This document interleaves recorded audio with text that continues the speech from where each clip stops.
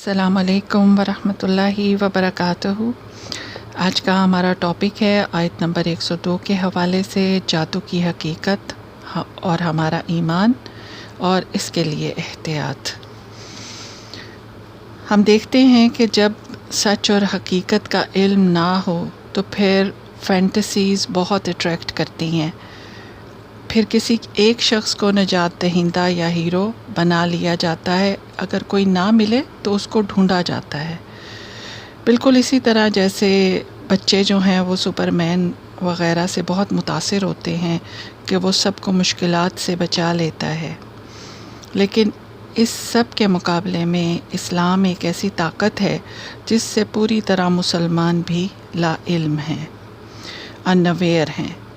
اور میں تھوڑا بیچ میں الفاظ کو جب ان کے معنی بتاتی ہوں تو انگلش بھی استعمال کرتی ہوں، اس کے لیے معافی چاہوں گی کہ کچھ ایسی بہنیں بھی ہیں کہ جو اردو نہیں جانتی اور خاص کر ثقیل اردو نہیں جانتی، تو ان کو سمجھانے کے لیے پھر یہ استعمال کرنے پڑتے ہیں۔ اللہ سبحانہ وتعالیٰ کسی ایک کو کبھی ہیرو نہیں بناتے بلکہ مددگار بناتے ہیں، تاکہ ایک نبی کے ذریعے، رسول کے ذریعے، یا پھر ان کے بعد نبی پاک صلی اللہ علیہ وسلم کے بعد جو بھی امت مسلمہ ہے وہ دائی ہے، تو ایک دائی دوسرے لا علم لوگوں کو وہ علم، وہ سچ، وہ حقیقت بتا دے کہ جس کو اپنا کر ہر کوئی اپنا خود ہیرو بن سکتا ہے۔ سب کچھ قرآن اور حدیث میں موجود ہے، پھر بھی آج کا انسان خصوصاً مسلمان اپنی قسمت کا حال جاننے نجومیوں کے پاس جاتا ہے، اور پھر ایک بے یقینی لا دینی کا سلسلہ شروع ہو جاتا ہے جو کہ اس کو پھر کفر کی طرف لے جاتا ہے۔ پھر صرف مستقبل کا معلوم نہیں کرتا بلکہ اسے بدلنا بھی چاہتا ہے، اور اس کے اچھے مستقبل کے بیچ میں جب کوئی آنا چاہے یا اس کی خواہشات پوری ہوتی نہ ہوں تو پھر وہ جادوگروں اور شعبدے بازوں کی طرف بھی رجوع کرتا ہے، اور اس طرح وہ لوگ وجود میں آتے ہیں اور ان کی چاندی ہو جاتی ہے، اور وہ پھر صرف ایسے شخص کے دل میں کیا کرتے ہیں، اپنوں ہی کے خلاف زہر بھر دیتے ہیں۔ جب بھی ہم کمزور ہوتے ہیں تو معمولی مکھی بھی ہم پر حملہ آور ہو جاتی ہے۔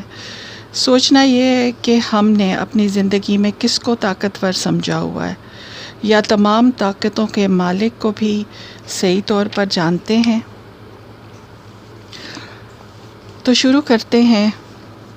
نحمدہ و نصلی علی رسولہ الکریم، اما بعد، فاعوذ باللہ من الشیطان الرجیم، بسم اللہ الرحمن الرحیم۔ رب اشرح لی صدری ویسر لی امری واحلل عقدۃ من لسانی یفقہوا قولی۔ اللہم انی اسألک علما نافعا وعملا متقبلا ورزقا طیبا۔ آج کا ہمارا جو ٹاپک ہے وہ ہے سحر، جادو، اور اس کے بارے میں صحیح آگاہی جو بالکل شریعت کے مطابق ہے وہ ہونا بہت ضروری ہے۔ جادو ہے کیا؟ جادو کی تعریف عربی میں اسے السحر کہا جاتا ہے، یعنی ہر وہ چیز جس کے حصول میں شیطانی ذرائع سورسز سے مدد لی جائے، جس کا ماخذ یعنی طریقہ انتہائی لطیف اور دقیق ہو، باریک ہو۔ جادو، ٹوٹکا، نظر بندی، یعنی کسی چیز کا خلاف حقیقت نظر آنا۔ اس کے بعد اس کے معنی میں دھوکہ بھی آتا ہے، ملمع سازی آتی ہے، دلکشی، سحر انگیزی، اس کی جمع اسحار اور سحور ہیں۔ اس کے بعد جھوٹ کو سچ بنا کر دکھانا، ہیلا بازی، فساد، ہر وہ چیز جس کے حصول میں شیطانی تقریب سے مدد لی جائے، تقریب یعنی شیطان کے قرب سے مدد لی جائے۔ اسحار و سحور، السحر الکلامی، یعنی کلام باتوں کی رنگین بیانی جو دلوں پر گہرا اثر ڈال کر خیالات میں انقلاب پیدا کر دے اور جادو کا اثر دکھائے۔ یہ سب میں آپ کو جادو کی تعریفیں بتا رہی ہوں، ان کے ڈیفینیشنز بتا رہی ہوں۔ امام ابن کثیر سحر کی تعریف کرتے ہوئے فرماتے ہیں کہ سحر یعنی جادو ہر اس چیز کو کہتے ہیں جو بہت لطیف اور باریک ہو اور ظاہر میں انسان کی نگاہوں سے اس کے اسباب پوشیدہ ہوں، چھپے ہوئے ہوں۔ الشیخ ابو مظہر یحییٰ بن محمد فرماتے ہیں کہ علماء اسلام کا اجماع ہے کہ جادو ایک حقیقت ہے، لیکن امام ابو حنیفہ رحمۃ اللہ اس کے قائل نہیں۔ امام ابو حنیفہ رحمۃ اللہ کے مطابق جادو حقیقت میں کچھ نہیں ہے، بلکہ یہ احساس اور فریب نظر ہے۔ اور امام ابو حنیفہ کی اس رائے کے ساتھ میں بھی اتفاق کرتی ہوں کہ ان کے الفاظ سے ایسا ہی لگتا ہے کہ انہوں نے بھی جادو کی صحیح تشریح کی، یعنی میجک کے نام پر جو شعبدہ بازیاں کی جاتی ہیں وہ صرف نظر کا دھوکہ ہی ہوتا ہے، حقیقت ان کی کچھ نہیں ہوتی۔ اور یہ جتنی بھی میں آراء آپ کو دے رہی ہوں یہ بہت بڑے بڑے علماء اسکالرز اماموں کی رائے ہے، اور رائے کو دین میں لینا خود شریعت کا حکم ہے۔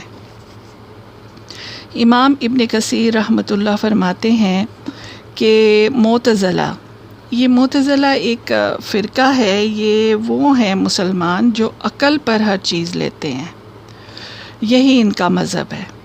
یہ کہتے ہیں کہ جادو کے وجود کوئی نہیں ہوتا، یعنی کہ یہ معتزلہ جادو کے وجود کے قائل نہیں، بلکہ ان سے بعض لوگ بعض دفعہ اتنا آگے بڑھ جاتے ہیں کہ جو شخص جادو کا وجود مانتا ہے اس کو کافر کہتے ہیں، مگر اہل سنت جادو کے وجود کے قائل ہیں۔ یہ مانتے ہیں کہ جادوگر اپنے جادو کے زور سے ہوا پر اڑ سکتے ہیں اور انسان کو بظاہر گدھا اور گدھے کو بظاہر انسان بنا ڈالتے ہیں، مگر کلمات اور منتر کے وقت ان ساری چیزوں کو پیدا کرنے والا اللہ تعالیٰ ہے۔ آسمان اور تاروں کو اہل سنت مؤثر نہیں مانتے۔ الشیخ عبد الرحمن بن ناصر السعدی قرآن کی آیت ما یفرقون بہ بین المرء وزوجہ کے تحت لکھتے ہیں کہ یہ آیت دلیل ہے کہ جادو ایک حقیقت ہے اور جادو اللہ تعالیٰ کے ارادے سے ہی نقصان پہنچتا ہے، بذات خود جادو میں ایسا کوئی اثر نہیں کہ وہ کسی کو نقصان پہنچا سکے۔ امام نووی رحمۃ اللہ فرماتے ہیں شرح مسلم میں کہ صحیح یہ ہے کہ جادو ایک حقیقت ہے، جمہور کا یہ فیصلہ ہے، عام علماء اسلام اس کے قائل ہیں، قرآن مجید اور احادیث صحیحہ اور مشہور اس پر دلالت کرتی ہیں۔ اسی طرح امام شوکانی، ابو عبداللہ القرطبی رحمۃ اللہ اسی رائے پر ہیں، یعنی کہ جو امام نووی کی ہے اور سعدی کی ہے۔ قاضی علی بن ابی العز فرماتے ہیں جادو اور اس کی اقسام علماء کے ہاں متنازع فی ہیں، تاہم اکثر علماء اسلام کہتے ہیں کہ کبھی کبھار جادو مسحور یعنی سحر زدہ جس پر جادو ہوا ہو کی موت اور اس کی مرض کا باعث بن جاتا ہے، بغیر کسی ظاہر چیز کے جو اس تک پہنچ جاتی ہے۔ بعض دفعہ علاج کروائے جاتے ہیں، ٹیسٹ کروائے جاتے ہیں، لیکن بیماری کی وجہ ڈاکٹرز کو پتہ نہیں چلتی، تو یہ قاضی علی بن ابی العز کہتے ہیں کہ یہ بھی کوئی جادو کی ہی ایک قسم ہوتی ہے۔ اس کے بعد ہم دیکھتے ہیں کہ قرآن میں جادو کے بارے میں کیا آتا ہے۔ قرآن مجید کے مطالعے سے پتہ چلتا ہے کہ جادو کا عمل حضرت ابراہیم علیہ السلام سے بھی پہلے حضرت صالح علیہ السلام کے عہد میں جاری تھا، جیسا کہ سورہ الشعراء میں ہے کہ حضرت صالح علیہ السلام کی تبلیغ کے جواب میں قوم نے کہا یہ سورہ الشعراء کی آیت نمبر 153 ہے۔ قالوا انما انت من المسحرین، کہنے لگے تم پر تو کسی نے جادو کیا ہے۔ سورہ الاعراف آیت 116 میں آتا ہے قال القوا فلما القوا سحروا اعین الناس واسترهبوهم وجاءوا بسحر عظیم۔ جب حضرت موسیٰ نے کہا تم ڈالو، پس جب جادوگروں نے ڈالا تو لوگوں کی نظر بندی کر دی اور انہیں ڈرا دیا اور ایک طرح کا بڑا جادو لائے۔ سورہ طٰہٰ آیت 57 میں آتا ہے فرعون نے کہا اے موسیٰ، کیا تو ہمیں اپنے جادو سے ہمارے ملک سے نکالنے کے لیے آیا ہے؟ اسی طرح آگے کہتا ہے کہ آگے آتا ہے کہ فَلَنَأْتِيَنَّكَ بِسِحْرٍ مِثْلِهِ، سو ہم بھی تیرے مقابلے میں ایک ایسا ہی جادو لائیں گے۔ اسی طرح سورہ البقرہ آیت نمبر 102 جس کی تفسیر میں ہم یہ تحقیق کر رہے ہیں وہ بھی آتی ہے۔ اسی طرح رسول اللہ صلی اللہ علیہ وسلم نے بھی دل پذیر واز اور رنگین بیانی کو سحر کے ساتھ تشبیہ دی ہے۔ فرمایا، صحیح بخاری کی حدیث ہے 5767، اِنَّا مِنَ الْبَيَّانِ لِسِحْرٍ۔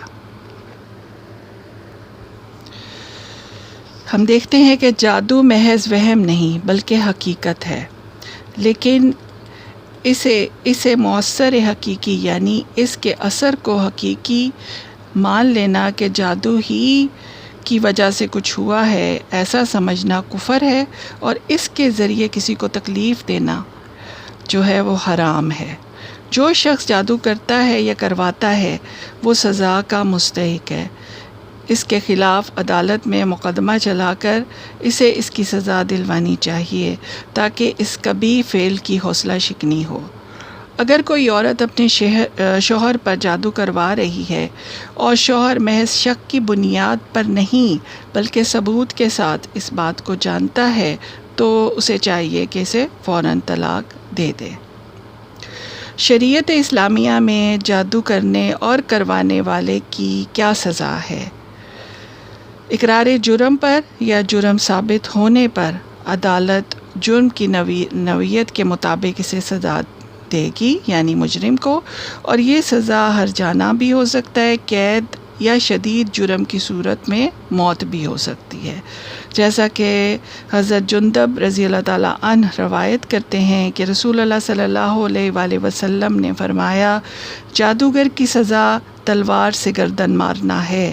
یہ ترمذی السنن حدیث 1460 سے ہے۔ حضرت عمر فاروق رضی اللہ تعالیٰ عنہ نے مختلف علاقوں میں اپنے بھیجے ہوئے گورنروں کو یہ حکم نامہ لکھا تھا کہ ہر جادوگر مرد اور عورت کو قتل کر دو، یعنی کہ جادو کرنے اور کروانے والا اگر دنیا میں اس طرح کی سزاؤں سے بچ بھی جائے تو اللہ تعالیٰ کے ہاں اس جرم کی شدید سزا ہے۔ ایسے لوگوں کے لیے دنیا اور آخرت میں سوائے خسارے کے کوئی کچھ ان کو حاصل نہیں ہو سکتا۔ اور جادو ایک حقیقت ہے، اس کو اگر سمجھنا ہے تو نبی پاک صلی اللہ علیہ وسلم پر جو جادو ہوا تھا اس واقعے کو ہم دیکھ لیتے ہیں، اور اس میں بھی کئی لوگ اعتراض کرتے ہیں کہ ایسا نہیں ہوا تھا، یہ نبوت کے خلاف عمل ہے۔ تو نبی صلی اللہ علیہ وسلم پر بھی جادو ہوا یا ہو سکتا ہے، تو اس کا جواب یہ ہے کہ یہ واقعہ قطعی طور پر ثابت ہے، احادیث صحیحہ کی کثرت اور ثبوت سے تاریخی حیثیت رکھتا ہے۔ بقول مولانا مودودی رحمۃ اللہ، تنقید سے اس کو اگر غلط ثابت کیا جا سکتا ہو تو پھر دنیا کا کوئی تاریخی واقعہ بھی صحیح ثابت نہیں کیا جا سکتا۔ واقعہ کیا ہے یہ؟ تو ہم اس کو دیکھتے ہیں کہ صلح حدیبیہ کے بعد جب نبی صلی اللہ علیہ وآلہ وسلم مدینہ واپس آئے تو محرم 7 ہجری میں یہودیوں کا ایک وفد مدینہ آیا اور ایک مشہور جادوگر لبید بن عاصم جو قبیلہ بن زریق سے تعلق رکھتا تھا سے کہا کہ محمد صلی اللہ علیہ وآلہ وسلم نے ہمارے ساتھ جو کچھ کیا ہے وہ تمہیں معلوم ہے. ہم نے ان پر بہت جادو کرنے کی کوشش کی مگر کوئی کامیابی نہیں ہوئی. اب تمہارے پاس آئے ہیں کیونکہ تم ہم سے بہت بڑے جادوگر ہو اور یہ 3 اشرفیاں حاضر ہیں، انہیں قبول کر لو اور محمد پر ایک زور کا جادو کر دو. یہ فتح الباری سے قصہ ہے اور پیج 226 ہے. اس زمانے میں حضور صلی اللہ علیہ وسلم کے ہاں ایک یہودی لڑکا خدمتگار تھا. اس سے ساز باز یعنی کوئی ڈیلنگ کر کے ان لوگوں نے حضور صلی اللہ علیہ وسلم کی کنگھی کا ایک ٹکڑا حاصل کر لیا جس میں آپ کے منہ مبارک یعنی بال تھے. انہی بالوں اور کنگھی کے دندانوں پر جادو کیا گیا.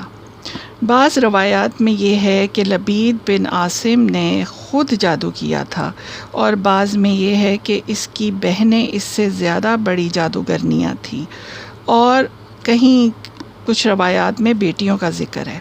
بہرحال دونوں صورتوں میں جو صورت بھی ہو عمل میں لایا گیا. اس جادو کو ایک نر کھجور کے خوشے کے غلاف میں رکھ کر لبید نے بنی زریق کے کنویں زروان یا ذی اروان نامی کی تہ میں ایک پتھر کے نیچے دبا دیا. اس جادو کا اثر نبی صلی اللہ علیہ وسلم پر ہوتے ہوتے 1 سال لگ گیا. دوسری 6 ماہی میں کچھ تغیر تبدیلی مزاج محسوس ہونا شروع ہوا آپ صلی اللہ علیہ وسلم کو.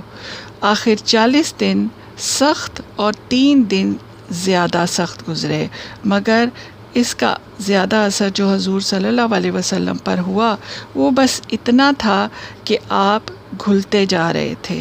کسی کام کے متعلق خیال فرماتے کہ وہ کر لیا ہے مگر نہیں کیا ہوتا تھا. اپنی ازواج کے متعلق خیال فرماتے کہ آپ ان میں سے کسی کے پاس گئے ہیں مگر نہیں گئے ہوتے تھے. اور بعض دفعہ آپ کو اپنی نظر پر شبہ ہوتا تھا کہ کسی کو دیکھا ہے مگر نہیں دیکھا ہوتا تھا.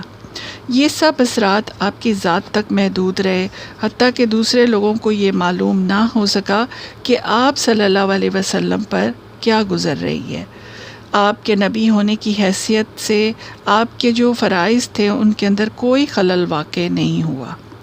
یعنی کسی روایت میں یہ نہیں ملتا کہ آپ کوئی آیت بھول گئے ہوں یا کوئی آیت غلط پڑھ ڈالی ہو یا اپنی صحبتوں میں اور اپنے وعظوں اور خطبوں میں آپ کی تعلیمات کے اندر کوئی فرق واقع ہو گیا ہو یا کوئی ایسا کلام آپ نے وحی کی حیثیت سے پیش کر دیا ہو جو فی الواقع نازل ہی نہ ہوا ہو یا پھر کوئی نماز آپ سے چھوٹ گئی ہو اور اس کے متعلق آپ نے سمجھ لیا ہو کہ پڑھ لی ہے مگر نہ پڑھی ہو. تو ایسی کوئی بھی بات ہوتی تو دھوم مچ جاتی. لہٰذا اس طرح کی کوئی چیز نہیں ہوئی. بس اتنا ہی تھا کہ اپنی ذاتی زندگی میں اپنے طور پر اس ایسے محسوس کر کے پریشان ہوتے رہے. آخر کار ایک روز آپ صلی اللہ علیہ وسلم حضرت بی بی عائشہ رضی اللہ تعالیٰ عنہا کے ہاں تھے. آپ نے بار بار اللہ تعالیٰ سے دعا مانگی اور اسی حالت میں آپ کو نیند آ گئی یا غنودگی طاری ہو گئی اور پھر بیدار ہو کر آپ نے حضرت عائشہ رضی اللہ تعالیٰ عنہا سے کہا کہ میں نے جو بات اپنے رب سے پوچھی تھی وہ اس نے مجھے بتا دی ہے. بی بی عائشہ رضی اللہ تعالیٰ عنہا نے عرض کیا وہ کیا بات ہے؟ آپ صلی اللہ علیہ وسلم نے فرمایا 2 فرشتے 2 آدمیوں کی صورت میں میرے پاس آئے. ایک سرہانے کی طرف تھا اور دوسرا پائنتی کی طرف. ایک نے پوچھا انہیں کیا ہوا ہے یعنی نبی صلی اللہ علیہ وسلم کو. دوسرے نے جواب دیا ان پر جادو ہوا ہے. اس نے پوچھا کس نے کیا ہے؟ جواب دیا لبید بن عاصم نے. اس نے پوچھا کس چیز میں کیا ہے؟ جواب دیا کنگھی اور بالوں میں ایک نر کھجور کے خوشے کے خلاف کے اندر۔ پوچھا وہ کہاں ہے؟ جواب دیا بنو زریق کے کنویں ذی اروان یا زروان کی تہ کے پتھر کے نیچے ہے۔ یہ صحیح البخاری میں واقعہ آتا ہے۔ پوچھا اب اس کے لیے کیا کیا جائے؟ جواب دیا کہ کنویں کا پانی سونت لیا جائے، پھر پتھر کے نیچے سے اس کو نکالا جائے۔ اس کے بعد نبی صلی اللہ علیہ وسلم نے، یعنی یہ جب انہوں نے دیکھا اور حضرت بی بی عائشہ کو بتایا، اس کے بعد نبی صلی اللہ علیہ وسلم نے حضرت علی رضی اللہ تعالیٰ عنہ، حضرت عمار بن یاسر اور حضرت زبیر رضی اللہ تعالیٰ عنہم کو بھیجا۔ ان کے ساتھ جبیر بن ایاد زرقی اور قیس بن محسن زرقی، یہ بنو زریق کے رہنے والے تھے، یہ بھی شامل ہو گئے۔ بعد میں آپ صلی اللہ علیہ وسلم خود بھی چند اصحاب کے ساتھ وہاں پہنچ گئے۔ پانی نکالا گیا اور وہ غلاف برآمد کر لیا گیا۔ اس کنگھی اور بالوں کے ساتھ ایک تانت کے اندر 11 گیریں پڑی ہوئی تھیں اور موم کا پتلا تھا جس میں سوئیاں چبھوئی ہوئی تھیں۔ جبرائیل علیہ السلام نے آ کر بتایا کہ آپ معوذتین پڑھیں۔ چنانچہ آپ صلی اللہ علیہ وسلم نے ایک ایک آیت پڑھی اور وہ پڑھتے جاتے اور اس کے ساتھ ساتھ ایک ایک گرہ کھولتے جاتے اور پہلے سے ایک سوئی نکالی جاتی۔ خاتمے تک پہنچتے ہی ساری گرہیں کھل گئیں، ساری سوئیاں نکل گئیں اور آپ جادو کے اثر سے نکل کر بالکل ایسے ہو گئے جیسے کوئی شخص بندھا ہوا ہو اور پھر وہ کھل جائے۔ اس کے بعد آپ صلی اللہ علیہ وسلم نے، اچھا یہاں پر آپ یہ دیکھ لیجئے کہ یہ دنیا ہے، یہ جنت نہیں ہے، یہ حساب کتاب کی جگہ ہے، یہ عمل کی جگہ ہے۔ یہاں پر اللہ تعالیٰ چاہتے تو نبی پاک پر جادو ہو ہی نہیں سکتا تھا، لیکن کیونکہ نبی پاک صلی اللہ علیہ وسلم ہمارے لیے ایک نمونہ ہے، ان کی سنت، ان کی احادیث ہمارے لیے مشعل راہ ہیں، اس لیے نبی پاک صلی اللہ علیہ وسلم کی ذات کے ساتھ ایسے واقعات پیش آئے۔ اس کے بعد کیا ہوا، واقعہ جاری ہے۔ آپ صلی اللہ علیہ وسلم نے لبید کو بلا کر باز پرس کی۔ اس نے اپنے قصور کا اعتراف کر لیا اور آپ صلی اللہ علیہ وسلم نے اسے چھوڑ دیا، کیونکہ اپنی ذات کے لیے آپ نے کبھی کسی سے انتقام نہیں لیا۔ یہی نہیں بلکہ آپ صلی اللہ علیہ وسلم نے اس معاملے کا چرچا کرنے سے بھی یہ کہہ کر انکار کر دیا کہ مجھے اللہ نے شفا دے دی ہے، اب میں نہیں چاہتا کہ کسی کے خلاف لوگوں کو بھڑکاؤں۔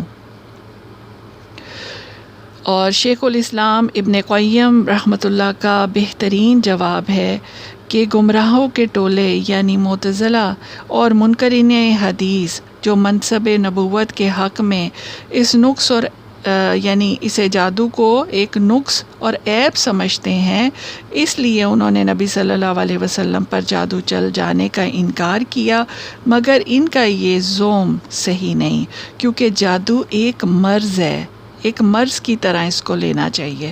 جس طرح کے جنات گھروں میں ہوتے ہیں اور جنات کو ایسے نہیں سمجھ لینا چاہیے کہ اب یہ ہر چیز پر قادر ہیں، نعوذ باللہ، بلکہ جس طرح گھروں کے اندر مکڑی رہتی ہے، وہ جالے بناتی رہتی ہے، اسی طرح جنات بھی ہوتے ہیں، اور جادو بھی کیا ہے، ایک مرض سے زیادہ کچھ نہیں۔ تو جس طرح آپ کو بحیثیت بشر یعنی ایک انسان ہونے کے دوسری امراض اور عوارض لاحق ہوتے رہے، اسی طرح آپ صلی اللہ علیہ وسلم جادو کی زد میں بھی آ گئے تھے۔ یہ شیخ الاسلام ابن قیم رحمۃ اللہ کا بہترین جواب ہے وہ معتزلہ کے لیے اور منکرین حدیث کے لیے۔ بس یہ ذہن میں رہے کہ یہ واقعہ صحیحین میں موجود ہے، جس پر آج تک کسی محدث نے جرح یا بحث نہیں کی، اور اس طرح کی کیفیت منصب رسالت کے قطعاً منافی نہیں ہے، یعنی خلاف نہیں ہے۔ جیسے آپ صلی اللہ علیہ وسلم کبھی بار بیمار ہوتے تھے، بعض اوقات غشی طاری ہو جاتی تھی، اور ہمیں معلوم ہے کہ جنگ احد میں آپ کے 2 دانت بھی شہید ہو گئے تھے، یا کئی مرتبہ نماز میں آپ سے سہو بھی ہو گیا، آپ بھول بھی گئے، اور پھر آپ صلی اللہ علیہ وسلم نے خود فرمایا کہ انما انا بشر انسا کما تنسون فاذا نسیت فذکرونی، میں بھی ایک بشر ہی ہوں، جیسے کہ تم بھولتے ہو میں بھی بھولتا ہوں، اگر میں بھول جاؤں تو مجھے یاد دلا دیا کرو۔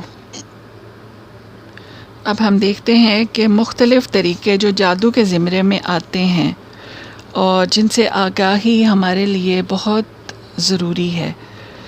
نمبر 1 جو اس میں آتا ہے وہ ہے منتر پڑھ کر جادو کرنا، یعنی کوئی ایسے منتر جنتر کرنا جن سے جادو کیا جائے۔ ایسا کرنے والا مسلمان نہیں، کیونکہ ان جنتروں منتروں کے کرنے والے کافر ہیں، یہ نہایت خبیث، فاسق، گندے اور غلیظ کام کرنے کی طرف راغب کرتے ہیں۔ خصوصاً یہ جو اس طرح کے جادوگر ہوتے ہیں نا، وہ یہ غلط کام کرواتے ہیں۔ دوسرے نمبر پر آتا ہے مخصوص چیزوں سے جادو کرنا، یعنی انسانی بال، ناخن، لباس وغیرہ کے ساتھ جو وہ شخص جس پر جادو کروانا ہو اس کی یہ چیزیں لی جاتی ہیں، اور دوسری چیزیں شامل کر عمل کیا جاتا ہے، جسے ٹونا ٹوٹکا کہا جاتا ہے۔ کرنے کروانے والے دونوں کافر ہوتے ہیں۔ تیسری چیز آتی ہے چیزوں کی حیت تبدیل کرنا۔ بعض علماء اس سے انکار کرتے ہیں کہ جادو میں اتنی طاقت نہیں، مگر اکثر علماء کا کہنا ہے کہ جادو سے چیزوں کی حقیقت تبدیل کی جا سکتی ہے۔ یہ رائے ہے اور میں ہر رائے آپ کے سامنے رکھ رہی ہوں۔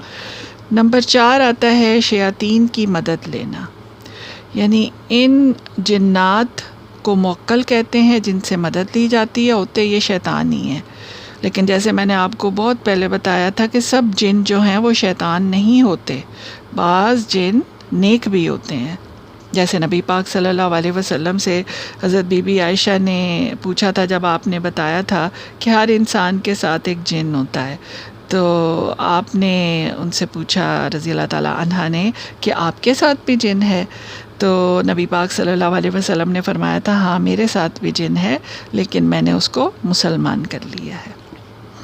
تو یہ جو جنات ہوتے ہیں نا، خصوصاً یہ جو شیطان ہوتے ہیں، یہ ان کو موکل کہتے ہیں، یہ لوگوں کی خبریں لاتے ہیں، اور جادوگر یا پیر خصوصی طور پر ان کے ذریعے حالات معلوم کروا کر آنے والوں کو ان کی پریشانی کا سبب بتا کر دھوکہ دیتے ہیں اور خوب مال بٹورتے ہیں جھاڑ جھونک کر کے۔ یعنی کہ یہ، اور ان کی ایک نشانی کیا ہوتی ہے کہ جب ان کے پاس کوئی جاتا ہے نا تو وہ سب سے پہلے ماں کا نام پوچھتے ہیں، اور جب ماں کا نام بتا دیا جاتا ہے، اپنا تو ظاہر ہے جس کے لیے کچھ کروانا ہوتا ہے، جو گیا ہوتا ہے درخواست لے کر، وہ اس کا نام تو بتا دیتا ہے اور اپنا بھی بتاتا ہے، لیکن جس پر جادو کروانا ہوتا ہے اس کی ماں کا نام پوچھا جاتا ہے، اور جب یہ پوچھ لیا جاتا ہے تو پھر وہ جنات یہ موکل سن رہے ہوتے ہیں، یہ فوری طور پر وہاں پہنچ جاتے ہیں۔ اور یہاں یہ بھی میں آپ کو بتاتی چلوں کہ اس چیز سے بہت بچ کر رہیے کہ جو بھی بڑے سے بڑا جو اپنے آپ کو کہے کہ جی میں تو قرآن سے کر رہا ہوں یا شریعت کے مطابق دم کر رہا ہوں، وہ اگر آپ سے آپ کی ماں کا نام پوچھے یا جس پر جادو ہوا ہے اس کی، تو کبھی بھی نہ بتائے۔ اس طریقے سے یہ ایسے موکلات کو آپ خود گھر میں اپنے داخل کروا لیں گے، جو کہ پھر آ کے گھر میں کیا کچھ فساد کریں گے اس کا آپ کو اندازہ نہیں ہو سکتا۔ اسی طرح 5ویں چیز آتی ہے ستاروں سے مدد لینا۔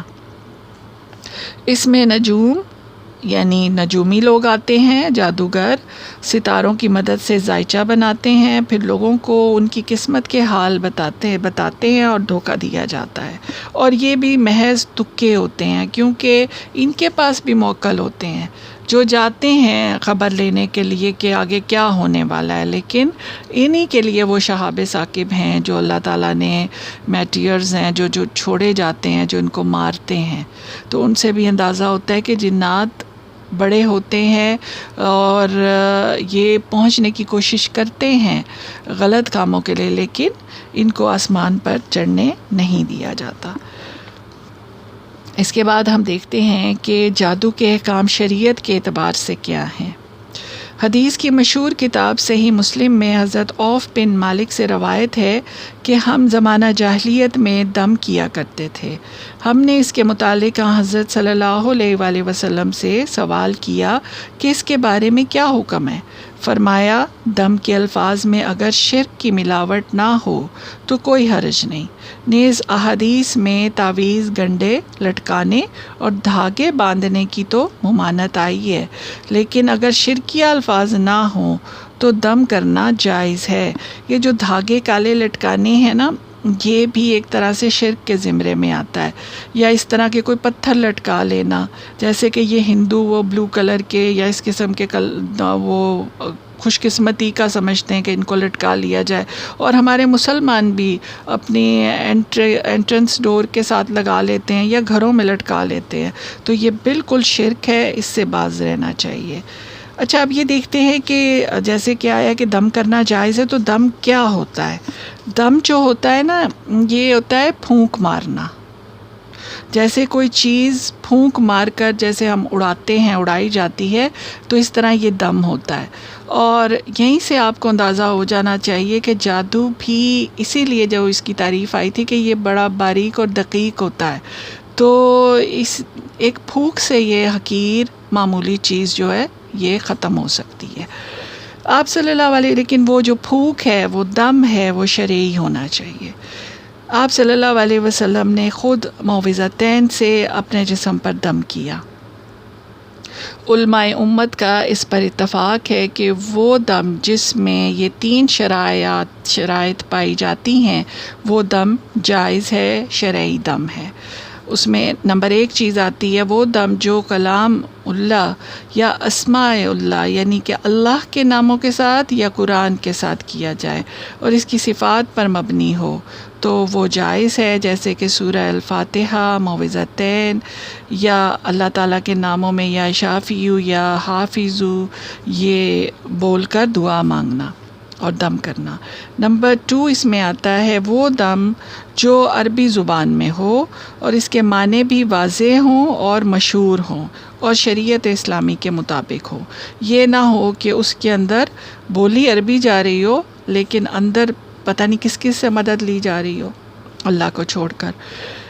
نمبر 3 ہے دم کرنے والا یہ عقیدہ رکھتا ہو کہ سارا معاملہ اللہ کے ہاتھ میں ہے۔ بعض دفعہ خون سے مقدس کلمات لکھے جاتے ہیں اور یہ شرک اور کفر ہے، یعنی کہ نعوذ باللہ یہ جو کالا جادو کرتے ہیں، یہ کیا کرتے ہیں، یہ کلام اللہ یعنی قرآن کی کوئی آیات گندے خون سے، نجس خون کے ساتھ لکھتے ہیں، اور یہ شیطانوں کو یہ چیزیں پسند ہیں، تو یہ شرک ہے بہت بڑا، اس کی معافی نہیں ہے۔ جنت میں بغیر حساب کتاب کے جانے والوں میں ایک وہ بھی ہیں جو کہ جن کا ذکر آتا ہے کہ جس نے کبھی زندگی میں جھاڑ پھونک نہ کروائی ہو، یعنی کہ مطلب یہ کسی سے نہ کروائی ہو۔ اس کا مقصد یہ ہے کہ ہمیں خود اپنے پر دم کرنا آتا ہو، قرآن ہمیں خود آتا ہو پڑھنا، تو ہم پھر یہ کام خود ہی کریں گے، دوسروں سے نہیں کروائیں گے۔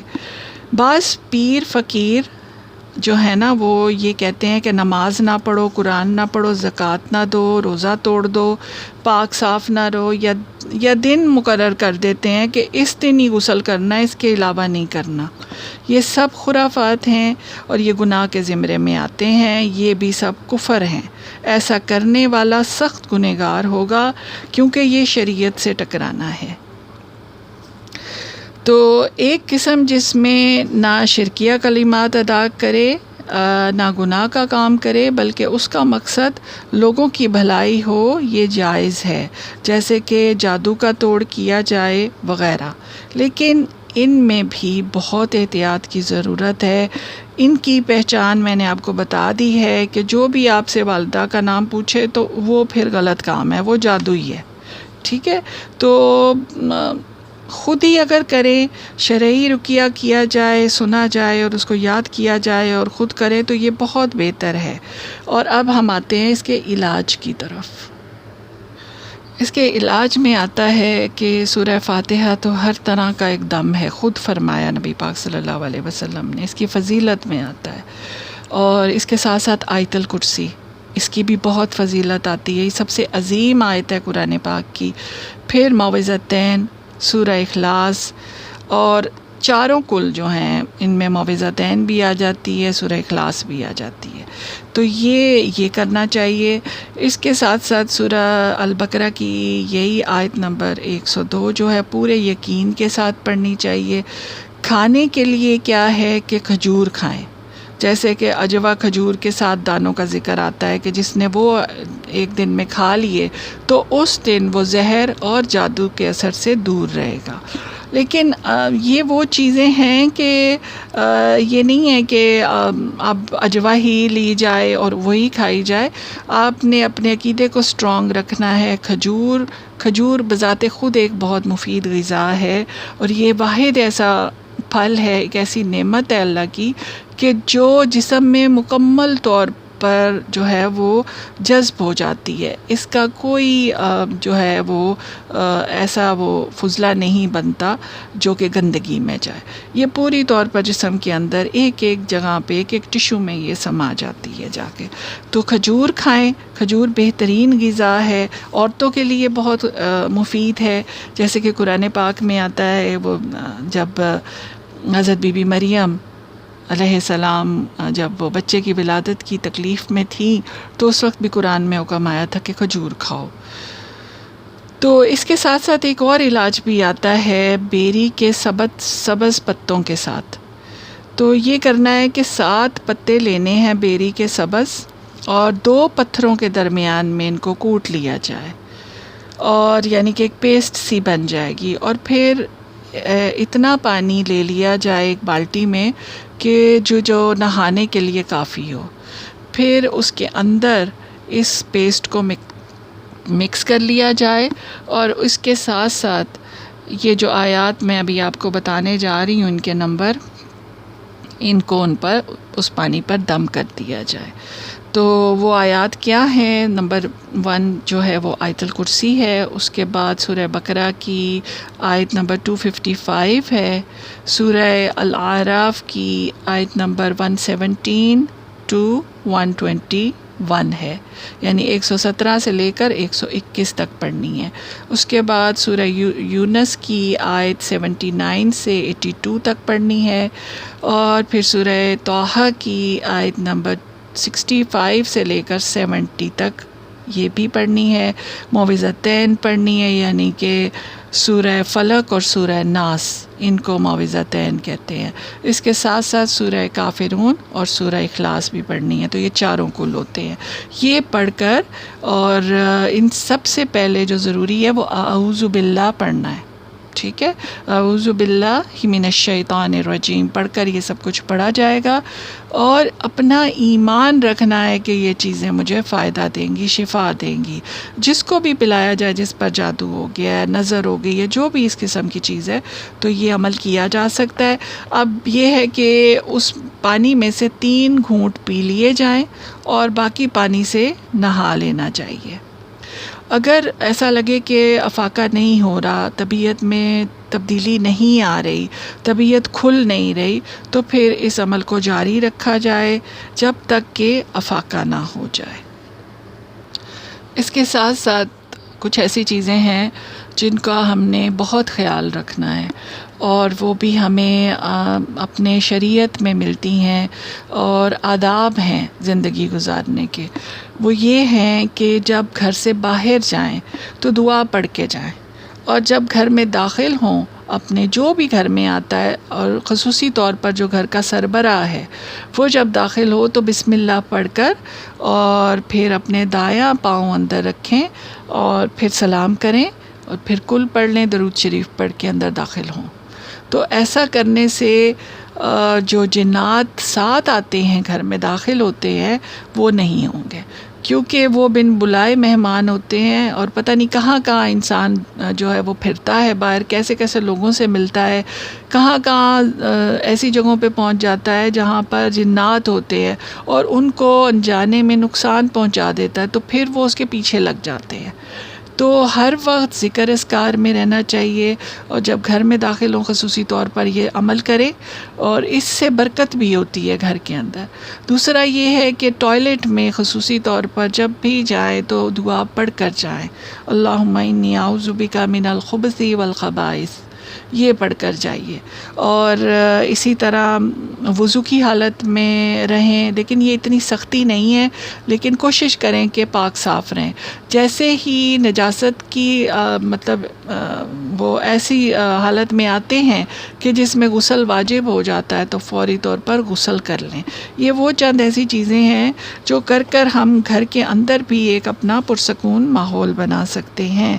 آخری بات یہ ہے کہ بلا وجہ چھوٹی چھوٹی چیزوں پر یہ نہ سوچیں کہ مجھ پر جادو ہو گیا، یا وہ کرنے والی فلانی میری نند ہے، یا میری ساس ہے، یا میری بھابھی ہے، یا یہ کہ میری ہمسایہ عورت ہے کوئی۔ تو ایسی چیزیں جو ہیں یہ بدگمانی ہوتی ہیں، ان سے بچیے، دوسروں کے لیے ہمیشہ اچھا ظن رکھیے، اور دوسروں کو جن سے آپ کو کچھ خطرہ ہے کہ کوئی آپ کو نقصان پہنچا سکتا ہے، ان کے ساتھ خیر کا معاملہ کریں، ان کے ساتھ اچھے تعلقات کریں، ان کو کبھی کبھی تحفے تحائف دے دیں، تاکہ ان کے دلوں سے آپ کے لیے جو بغض ہے، جو کینہ ہے، جو نفرت ہے، وہ دور ہو جائے۔ اور جو سب سے اہم چیز ہے وہ یہ ہے کہ اگر واقعی اشیاء کی حقیقت بدلنے لگے، جادوگروں کے منتر پڑھنے سے مٹی سونا بننے لگ جائے، یا چٹیل زمین پر محلات کھڑے ہو جائیں، تو دنیا میں جادوگروں کی بادشاہت ہونی چاہیے۔ یعنی کہ اگر یہ اتنے ہی جو ٹی وی پہ اور ادھر ادھر جو اشتہارات ہوتے ہیں وہاں پر بنگالی بابا کے نام سے، تو اگر یہ خود اتنے بڑے جادوگر ہیں اور اتنے بڑے فائدے لوگوں کو پہنچا سکتے ہیں، تو یہ خود کیوں فٹ پاتھوں پہ بیٹھے ہوئے ہیں؟ ان کے خود حالات کیوں ایسے ہیں؟ دیکھا جائے تو یہ خود جو یہ نجومی اور یہ جادوگر ہیں، معاشرے کے پسماندہ ترین اور غلیظ ترین لوگ ہوتے ہیں۔ یعنی کہ یہ فٹ پاتھوں پر بیٹھے طوطے اور دوسری چیزوں سے لوگوں کو قسمتوں کے حال بتاتے ہیں کہ تمہیں نظر لگ گئی ہے، تمہارے پہ فلانے نے جادو کر دی ہے۔ تو یہ سب جو ہیں یہ خرافات ہیں، اور ان کی اپنی آپ دیکھیں حالت کیا ہے کہ یہ اپنی خود قسمت نہیں بدل پا رہے۔ اگر یہ دوسروں کی قسمت کے فیصلے کرنے والے ہوتے تو سارا خیر اپنے لیے نہ سمیٹ لیتے۔ تو یہ سب چیزیں جو ہیں ان پر اتنا یقین اور اتنا وہ یقین رکھے، لیکن ان کے اندر اتنا اپنی سوچوں کو گرفتار نہ کریں کہ ان کے علاوہ کوئی کام کرنے کے قابل ہی نہ رہیں۔ دنیا میں بہت کام کرنے والے ہیں، نیکیاں کریں اور اچھی چیز اپنی پازیٹیو تھنکنگ رکھیں، نیکیاں کریں گے تو برائیاں خود بخود دور ہو جائیں گی۔ اور جیسے کہ رسول اللہ صلی اللہ علیہ وسلم نے فرمایا کہ صدقہ خیرات کریے، اور جو آپ کے مریض ہوں اپنے مریضوں کا صدقے کے ذریعے سے علاج کریں۔ آخر میں دعا ہے کہ الہی تو ہمیں شیطان کے ہر قسم کے شر سے اپنی پناہ میں رکھ اور ہمارا حامی و ناصر بن جا، آمین۔ وما توفیقی الا باللہ وہو حسبی ونعم الوکیل۔ السلام علیکم ورحمۃ اللہ وبرکاتہ۔